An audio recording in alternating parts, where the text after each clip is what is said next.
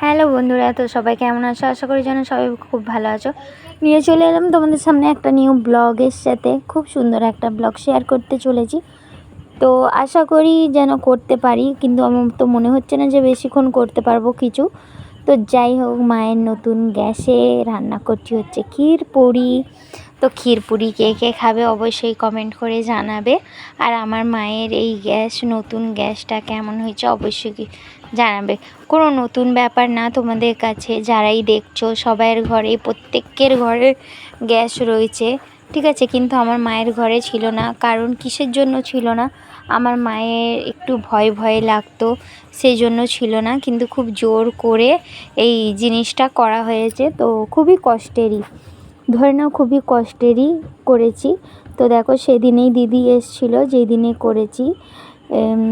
ভিডিওটা আমি কোন দিনে করছি ঠিক বুঝতে পারছি না। আমি মনে হয় মঙ্গলবারে, হ্যাঁ মঙ্গলবারে গ্যাস সিলিন্ডারটা দিয়ে গেল। মঙ্গলবারেই দিদিরা এসেছিলো। আর যখন গ্যাস দিয়ে গেল তখন তো ফেটিং করে দিয়েছে। তখন আমি ছিলাম না, সেই জন্য তোমাদের সাথে শেয়ার করা হয়নি। তো যাই হোক, আমার এই ক্ষীরটা কেমন হয়েছে তোমরা সবাই জানিও কমেন্ট করে। আর এখানে মা রয়েছে, মাকে বলছি মা খুশি তো? বলে হ্যাঁ খুব খুশি। তো যাই হোক, তারপরে দেখো আমার ক্ষীরটা ফাইনালি হয়ে গেল। আর ক্ষীরটা হয়ে যখন ভিডিওটা করছি তখন আমার ফোনে একটুও নেট নেই, একটুও চার্জ নেই গাইস, সেই জন্য টর্চটা জ্বালাতে পারিনি। তার জন্য অনেক অনেক সরি তোমাদের কাছে, ঠিক আছে। তো যাই হোক, আমার এই ক্ষীর রান্নাটা কেমন হয়েছে আর পুরিটাও তোমাদের সাথে শেয়ার করতে পারিনি। তোমাদেরকে বললাম তো যে আমার ফোনে একটুও চার্জ ছিল না, তার জন্য আমি কিছুই করতে পারিনি, জানো তো। তো যাই হোক, সবাই মিলে আমি ক্ষীরটা করলাম আর দিদি আর মা লুচিটা করলো। আমি করতে পারিনি, ঠিক আছে। আমি তো বসতেই পারছি না ভালো করে। যাই হোক, যেরকম হোক করে ক্ষীরটা খালি করে দিয়েছিলাম। তো যাই হোক, দেখো এটা হচ্ছে আবার বুধবারের সকালবেলা আমরা 11টার সময় চলে গিয়েছিলাম হচ্ছে আমার চেকআপে, মানে আমার অ্যানুয়ালি স্ক্যান করতে দিয়েছিল ফটো, ঠিক আছে। পেটের ফটো একটা আর একটা রিপোর্ট করতে দিয়েছিল। তো আমার রক্ত নেওয়া হবে আর একটা ফটো হবে। কিন্তু তার আগেই আমি দেখো রিলস করছিলাম এতে, ইনস্টাগ্রামে। তো এটাই তোমাদের দাদাভাই আমার দিদিকে দেখাচ্ছিল, দেখো দিদি নেহার শরীরটা খারাপ রয়েছে আর কেমন করে ভিডিওটা করছে আর ছাড়ছে। তো আমি বললাম শরীর খারাপের সাথে কি তুলনা রয়েছে বলো? আমি ভালো মুহূর্তটাই তো সবসময় তুলে দিই। গুড আফটারনুন বন্ধুরা, দেখো পাখা অফ করতে দিচ্ছে না, ঠিক আছে। দেখো, তো আমি আমার ঘরে চলে এসেছি। আর এই দেখো এইখানটাতে কেমন হয়ে রয়েছে। আর এইটা হচ্ছে তোমাদের দাদা ভাই চলে এলো। দেখো না, মারিয়াম ঘর গুছিয়েছে পুরো ঘর, দেখো না সব এগুলো দেখো গুছিয়ে গাছিয়ে রেখেছে। ঘরদোর মোছামুছি হয়ে গেছে।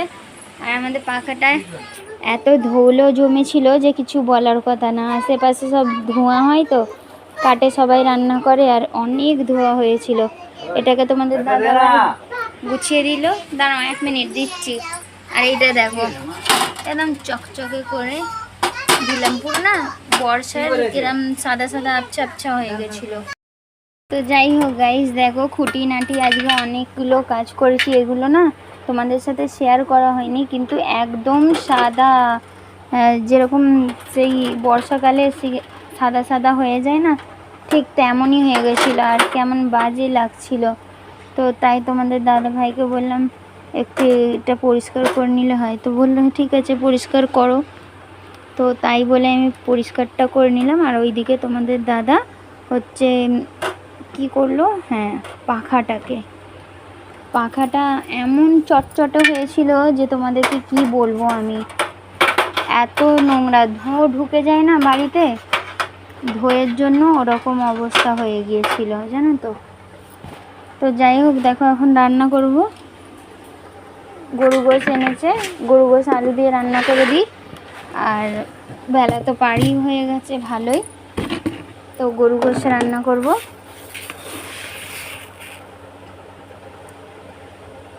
ঠিক আছে, গরু গোশটা রান্না করে নেব, আলু দিয়ে রান্না করব।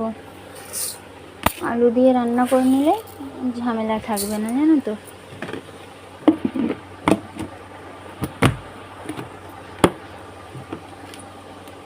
ডাল ফালের ঝামেলা থাকবে না, সুন্দর করে গোছানো রয়েছে। খালি দেখো আমার ঘরের কি অবস্থা, ঝুল দিয়ে ভর্তি হয়ে রয়েছে, কিন্তু কিছু করার নেই। ভালো লাগে না যে আর ঝুলগুলো ঝাড়ি, যতটুকু করতে পারি ততটুকু তো করছি গাইস, দেখছো। ওয়েদার একদম ছিমছাম হয়ে রয়েছে, আর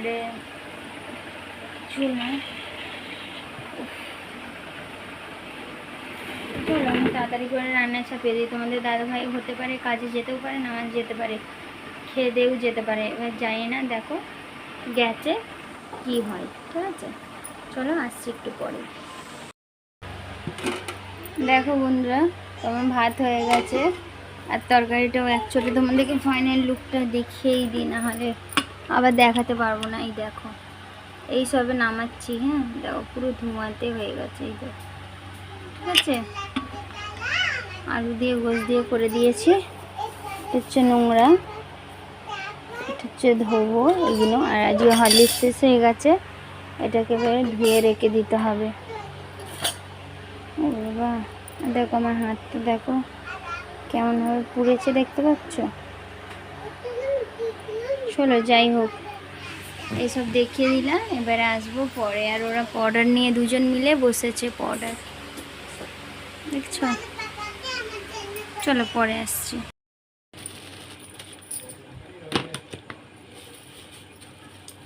এই দেখো গাইস, আমাকে দেখতে পাওয়া যাচ্ছে না? আমাকে দেখা।